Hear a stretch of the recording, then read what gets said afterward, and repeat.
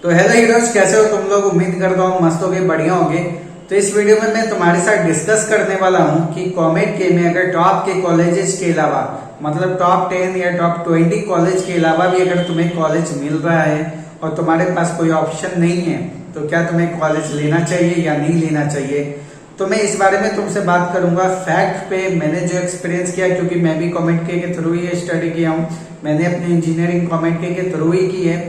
तो जो चीजें मैंने बैंगलोर में रहकर फील की है उस चीजों को मैं तुम्हारे साथ शेयर करने वाला हूँ। देखो, टॉप 20 कॉलेज के अलावा अगर तुम्हें कोई कॉलेज मिल रहा है और तुम्हें लग रहा है कि तुम्हारे पास उसके अलावा कोई ऑप्शन नहीं है, तो सबसे ज्यादा पहले ये बात मैटर करती है कि तुम्हें कौन सा ब्रांच मिल रहा है।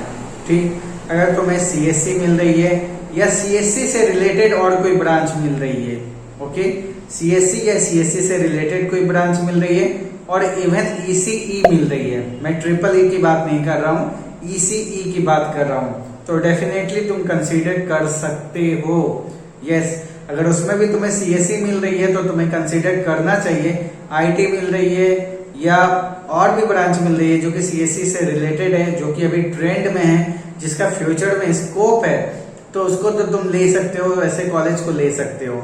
बात रही ईसीई की, तो ईसीई में थोड़ा सा तुम्हें देखना पड़ेगा भाई उस कॉलेज का प्लेसमेंट कैसा है। अब ऐसी बात मैं क्यों कह रहा हूँ, क्योंकि देखो मैं खुद दयानंद सागर के मेन कैंपस में पढ़ता था, लेकिन एक चीज ऐसी होती है ना कि आप जहाँ पे रहते हो फिर आपके बहुत सारे फ्रेंड्स बनते हैं, फ्रेंड के फ्रेंड, फ्रेंड के फ्रेंड, ऐसा बन के बहुत लोगों से दोस्ती हो जाती है। तो हमारे बहुत से ऐसे फ्रेंड थे जो कि दूसरे कॉलेज से थे और उनका कॉलेज का जो रैंकिंग था बहुत ही डाउन था।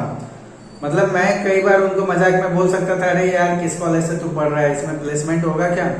और तुम विश्वास नहीं करोगे, उस कॉलेज से उस बंदे का प्लेसमेंट हुआ भाई, और हमसे अच्छा प्लेसमेंट हुआ। तो ये कहीं से फिक्स नहीं है कि भाई बैंगलोर में रह के तुम अगर सीएससी से पढ़ाई कर रहे हो तुम्हारा प्लेसमेंट नहीं होगा, ऐसी बात नहीं है। तुम्हारा कॉलेज ज्यादा मैटर करता है, ये भी बात नहीं है। देखो, बैंगलोर जैसे शहर में आईटी हब कहा जाता है, जिसे बहुत सारी कंपनियां, जैसे तुम गांव वगैरह में या तुम अपने सिटी में रहते हो वहां किसी चीज का मार्केट होता है, वैसे समझो बैंगलोर में कंपनियों का मार्केट है। आईटी कंपनीज भर भर के हैं भाई, ठीक है। तो हर एक कंपनी है, तो तुम्हारे पास क्या है, अगर तुम्हारे कॉलेज में इन कैंपस प्लेसमेंट उतना अच्छा नहीं होता है या तुम्हारे कॉलेज में उतनी अच्छी अच्छी कंपनियां नहीं आती है, तो तुम्हें एक पता है कि जब मुझे पढ़ाई करनी चाहिए थी तब मैंने की नहीं, तो मेरा कॉलेज उतना अच्छा नहीं है, तो तुम साइड से क्या है और भी अपने स्किल्स को बढ़ाते रहोगे। आई मीन टू से कि स्किल डेवलपमेंट कोर्स करोगे, जैसे कोई एक्स्ट्रा लैंग्वेज सीखोगे, तो कहीं ना कहीं वो जब तुम्हारे रिज्यूमे में ऐड होगा तो कंपनी यही चाहती है कि जिस बंदे को मैं हायर कर रहा हूँ या जिस बंदे को हम लोग ऑन कैंपस ले रहे हैं या ऑफ कैंपस ले रहे हैं, सिलेबस के अलावा भी उसमें स्किल्स होनी चाहिए। अगर आप में डेफिनेटली स्किल्स हैं या कहीं ना कहीं आप उस सब्जेक्ट में मास्टर हो या जिस इंटरव्यू या जिस कंपनी के जिस पोस्ट के लिए आप जा रहे हो, अगर उसमें कहीं ना कहीं तुम्हारी स्किल्स अच्छी है तो तुम्हारा प्लेसमेंट अच्छा होगा ही।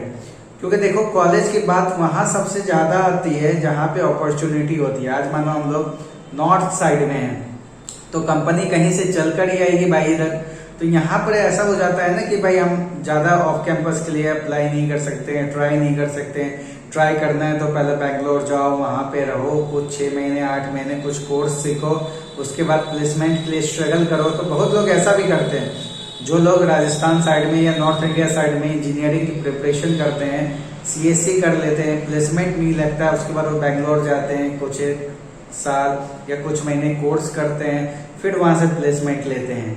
तो आप तो बैंगलोर में हो, बैंगलोर में रहने से बेनिफिट ये हो गई, साथ साथ तुमने कुछ स्किल सीख लिए और साथ साथ तुम्हारे पास अपॉर्चुनिटीज बहुत ज्यादा है, जिसके कारण प्लेसमेंट होने में तुम्हारा कोई ज्यादा प्रॉब्लम नहीं आना है।